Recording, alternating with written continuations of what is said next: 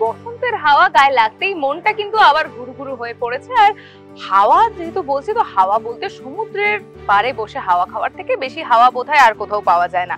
আর শুধু হাওয়া খেয়ে কি পেট ভরালে চলে? তাই সমুদ্রের কাছে হাওয়া খেতে বা ঘুরতে আসলে আপনারা খাবারের জন্য কি পাবেন বা কি কি অপশনস রয়েছে সেই খোঁজ দেবো আজকের পাইস হোটেলের ভিডিওতে। আজকে আপনাদের নিয়ে যাব এমন একটা জায়গায়, এমন একটা পাইস হোটেলে যেটা কিন্তু রয়েছে একেবারে সমুদ্র সৈকতের পাশে। তবে কোন সমুদ্র সৈকত, কি খাবার পাবো এখানে, কি কি রয়েছে এখানকার গল্প, সেই সব জানতে হলে দেখতে হবে পুরো ভিডিওটা। তাহলে চলুন আমার সঙ্গে।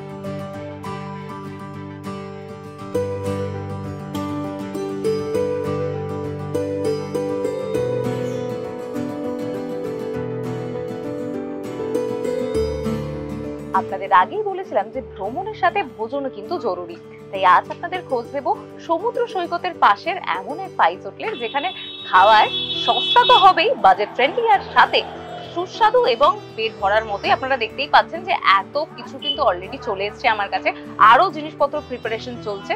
তো এই মুহূর্তে কি কি রয়েছে সেগুলো বলে দিই।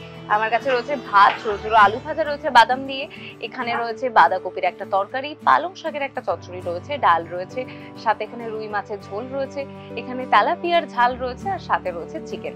তো এইগুলো দিয়ে আগে খাওয়াটা শুরু করা যাক। তারপর সমুদ্রের পাশে যেহেতু বলছি, সেহেতু ভালো মন্দ মাছ তো থাকবেই, তাই মাছ রয়েছে আরো প্রচুর ধরনের। কি কি মাছ রয়েছে, কিভাবে এই পাইস হোটেলটা শুরু হলো, কিভাবে চলে, কত মানুষ আসেন এখানে, আর সমুদ্রে মানে কোন সমুদ্রে এসছি, সেখানে এলে আপনারা কিভাবে এই পাইস হোটেলের খোঁজ পাবেন সেটা আপনাদের জানাবো। তার জন্য পুরো ভিডিওটা দেখতে হবে, অপেক্ষায় থাকতে হবে। তার আগে আপনি দেখতেই পাচ্ছেন খাওয়া কিন্তু শুরু করে দিয়েছি। এখানে ডাল মাখতে শুরু করেছি, ডাল আর আলু ভাজা দিয়ে আগে ভাতটা খাওয়া যাক, তারপর বাকি তরকারিগুলো রয়েছে সেগুলো টেস্ট করে দেখবো। প্রথমে ভাত আর আলু ভাজা দিয়ে খাওয়া শুরু করি। মুচমুচে আলু ভাজা রয়েছে, সাথে এখানে পালং শাকের যে চচ্চড়িটা রয়েছে তাতে কিন্তু মাছের মাথা দিয়ে করা পালং শাকের চচ্চড়ি, খেতে কিন্তু খুবই সুস্বাদু। আপনাদের আগেই বলেছিলাম যে সস্তায় পুষ্টিকর খাবার পাবেন এখানে। কি কি দাম সেগুলো জানবো, এই দোকানের যিনি মালিক রয়েছেন তার সাথে কথা বলবো, কোনটার কত দাম এখনো জানা হয়নি সেগুলো জানবো এবং আপনাদেরও জানাবো। তবে তার আগে টেস্ট করে দেখা যাক যে খাবারগুলো খেতে কেমন। এবারে এই আরেকটা যে তরকারি রয়েছে আপনাদের বললাম বাঁধাকপির তরকারি, ওটা এবারে একটু খেয়ে নেওয়া যাক। এবার আপনাদের দামগুলো বলি, আপনাদের দাম বলা হয়নি, প্রথম থেকেই বলছি যে খুব সস্তায় কিন্তু আপনারা মানে সমুদ্র সৈকতের পাশে বসে এত সস্তায় এত ভালো খাবার খেতে পারবেন। তো দামগুলো কত জানিয়ে রাখি, আপনারা যদি পুরো থালিটা নেন যাতে ভাত, আলু ভাজা, ডাল এবং এই দুটো তরকারি থাকবে, তার দাম পড়বে মাত্র 60 টাকা। এবং সঙ্গে যদি এই রুই মাছটা থাকে তাহলে দাম পড়বে 90 টাকা। আর যদি তার সাথে এই তেলাপিয়া মাছটা থাকে তাহলেও তার দামটা এই সবগুলো মিলিয়ে, সাথে তেলাপিয়া মাছটা মিলিয়ে পড়বে দাম 90 টাকা। আর যদি আপনারা চিকেনের সাথে এই থালিটা খেতে চান তাহলে এটার দাম পড়বে 170 টাকা। এবং সাথে একটা পমফ্রেটও আছে বললাম, যেটা আসছে সেটার দাম কত সেটা আসুক তারপরে দেখবো, আগে এগুলো খাওয়া যাক। চিকেনটা দেখিয়ে দিই, কিন্তু 4 পিস চিকেন রয়েছে, আর সাথে একটা আলু রয়েছে, গ্রেভি রয়েছে। আমি গ্রেভিটা একটু ঢেলে নিই ভাতে। আলুটাও রয়েছে, আলুটাও নিয়ে নিচ্ছি। চিকেনের একটা পিস তোলা যাক।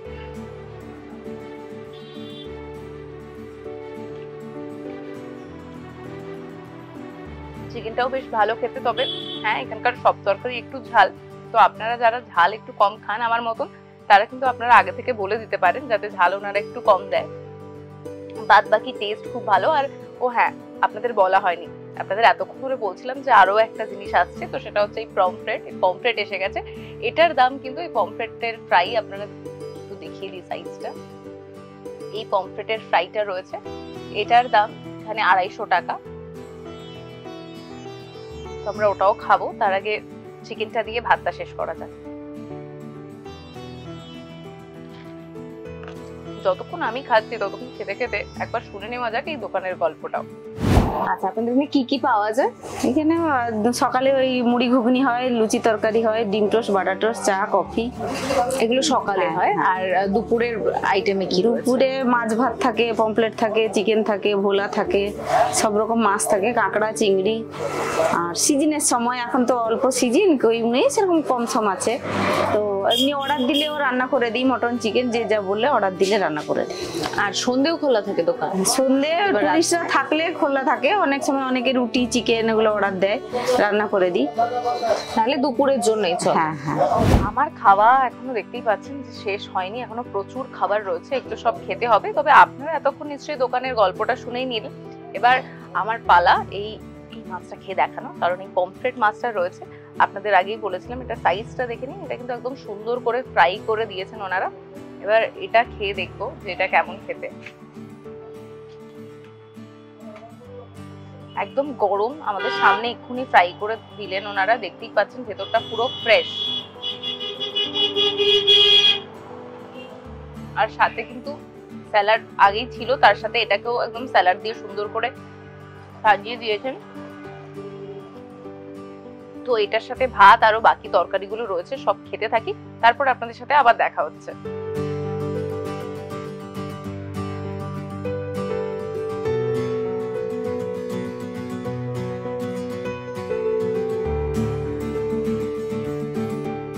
রাজা রানা হোটেল এন্ড রেস্টুরেন্টের খাবার কেমন খেতে, দাম কেমন এবং এখানকার কি গল্প রয়েছে, কবে থেকে শুরু হয়েছে, সবই তো জানলাম। তবে কোথায় সেটা এখনো বলা হয়নি, তার জন্য আপনারা এতক্ষণ অপেক্ষা করেছেন। আর পুরো ভিডিওটা যখন দেখিয়েছেন, তাহলে আপনাদের এবারে জানিয়ে রাখি যে এই হোটেলটায় আসতে হলে আপনাদের চলে আসতে হবে শঙ্করপুর সি বিচে। আর শঙ্করপুর সি বিচের ঠিক পাশেই রয়েছে এই রেস্টুরেন্টটা। এখানে আপনারা সকালের টিফিনও পেয়ে যাবেন, আবার দুপুরের খাবারও পাবেন, সন্ধ্যের টিফিনও পাবেন। সাথে আপনারা যদি নিজেরা অর্ডার দিয়ে কিছু রান্না করাতে চান, তাহলে সেটাও আপনারা পারবেন এখানে করাতে। তো এই হোটেলটায় চলে আসুন, যখনই ঘুরতে আসবেন শঙ্করপুরে তখনই এসে এখানে খেয়ে নিতে পারেন। আর আমাদের থেকে এই যে নতুন নতুন হোটেল এন্ড রেস্টুরেন্টের আর 22 হোটেলের গল্প জানার জন্য অবশ্যই একটা লাইক, শেয়ার, কমেন্ট করতে ভুলবেন না। এরকমই নতুন নতুন ভিডিও দেখতে নজর রাখবেন জিও বাংলায়।